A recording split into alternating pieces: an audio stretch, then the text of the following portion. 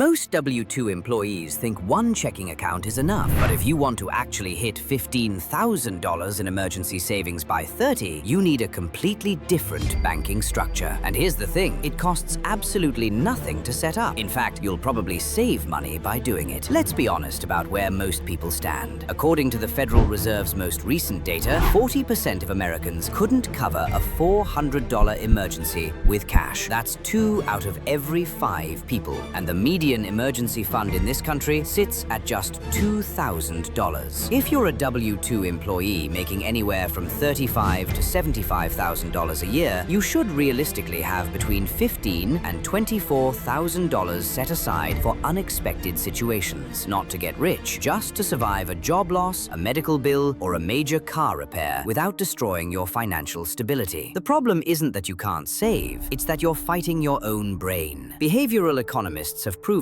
that when money sits in an easily accessible account next to your rent money and grocery funds, you spend it. It's not a character flaw, it's psychology. Your brain categorizes that money as available, not protected. That's why we're talking about 3 separate accounts today, because physical separation creates psychological separation. The first account you need is a standard checking account, but not the one you have now. This is your transaction account. Your paycheck lands here, your rent comes out of here, your utilities, your subscriptions, your gas, everything monthly goes through this account. But here's the critical part. You should be consolidating with a bank that offers genuinely competitive checking, not a place nickel and diming you with maintenance fees. As of 2024, most online banks and credit unions offer completely free checking with no minimums. Chase charges $12 monthly if you drop below certain balances. Capital One, 360, and Ally don't. So that's potentially $144 per year you're just handing over. Keep your checking account balance at 1 month's expenses plus a small buffer. So if your monthly obligations are $3,000, keep about $3,500 in checking, nothing more. This is intentional. You're not being stingy. You're removing temptation. The money that's supposed to be for savings won't look available because it isn't in this account. The second account is a high-yield savings account. This is where the bulk of your $15,000 emergency fund lives. As of late 2024, you can find high-yield savings accounts paying between 4.2 and 4.8% APY. Compare that to the national average savings account rate of 0.4%. If you have $10,000 in a regular savings account versus a high-yield one, you're looking at the difference between $40 and $480 earned annually. Over a few years, that compounds meaningfully. Marcus by Goldman Sachs, Ally Bank, and American Express Personal Savings all offer these rates with no minimum balance requirements. Here's how you structure this. Set up automatic transfers of $300 to $500 from your checking account into this savings account every single payday. If you get paid bi-weekly, that's $600 to $1,000 monthly going straight into savings before you even think about it. At $500 monthly, you hit $15,000 in 30 months. That's 2.5 years. If you're 27 years old right now, you're at your goal by 30. The account grows quietly. The interest earnings accelerate slightly. Best of all, this money isn't touched. You don't see it. You don't have a debit card attached. You have to deliberately transfer it back to checking if you want to spend it, and that friction matters enormously. The third account is a money market account or a short-term CD ladder. This one surprises people because they think it's redundant, but it serves a completely different psychological and practical purpose. While your high-yield savings account is your primary emergency fund, this account is your second-tier backup. Think of it as insurance on your insurance. Here's why this matters in real life. Let's say you lose your job. Suddenly, your emergency fund is your lifeline. But if you've already touched it partially, or if something happens while you're drawing it down, you need additional security. A money market account functions similarly to a savings account, but requires a slightly higher minimum balance, typically $5,000, and offers a marginally higher interest rate, sometimes 0.2 to 0.4% better than standard high-yield savings. Alternatively, you could use a CD ladder, which means buying multiple 3-month, 6-month, or 1-year certificates of deposit. As each one matures, you can either reinvest it or access the funds. Currently, 1-year CDs are paying between 4.5 and 5%. The advantage is you know exactly what you're earning. The disadvantage is your money is locked away. For people under 30 still building their baseline emergency fund, I actually lean toward the money money market account because you get most of the interest advantage with full liquidity. Now let's talk about where these accounts live. You probably need at least 2 different banks. Your primary checking and savings could be at the same institution for convenience, but your money market or secondary savings should be somewhere else entirely. This sounds inconvenient, but it's intentional. When your money is at different banks, psychological barriers increase. You're less likely to borrow from your emergency fund because it requires more steps. A practical example: you're a 28-year-old making $50,000 annually. You open a checking account at a credit union with 0 monthly fees. You open a high-yield savings account at Ally Bank. You open a money market account at American Express or Marcus. Your paycheck of $3,000 bi-weekly hits the credit union checking. You immediately set up a $500 automatic transfer to Ally. That's $1,000 monthly into emergency savings. You transfer another $300 monthly to your money market account at American Express as a secondary backup. After 30 months, you have your $15,000 primary fund plus additional growth from the money market account. Your total interest earnings over that period might be $1,500 to $2,000, money the banks essentially give you simply for saving. If you'd kept everything in a traditional bank earning near 0%, you'd have given up that entire amount. The timeline matters because compound growth accelerates as balances increase. In year 1, a $10,000 balance at 4.5% earns $450. In year 3, a $15,000 balance at the same rate earns $675. You're earning money faster as you progress, which psychologically encourages continued saving. There's also a tax advantage buried here. Interest from savings accounts is taxable income, yes, but it's minimal at these balances. An average 30-year-old hitting $15,000 in emergency savings will owe maybe $200 to $300 in taxes on that interest annually, easily offset by the benefit of actually having the money when you need it. The actionable step is simple. This week, open a second account. It takes 15 minutes online. If you don't have a high-yield savings account, open one. If you do, open a money market account. Then set up one automatic transfer. That's it. One transfer. The rest compounds from there. This isn't about restriction or deprivation. It's about working with your brain instead of against it. You'll hit that $15,000 goal not because you have more willpower than other people, but because you've removed the need for willpower entirely. The money moves automatically. You don't see it. Your emergency fund builds. And by 30, you're in the top 20% of your peers financially. That's worth 15 minutes of setup work.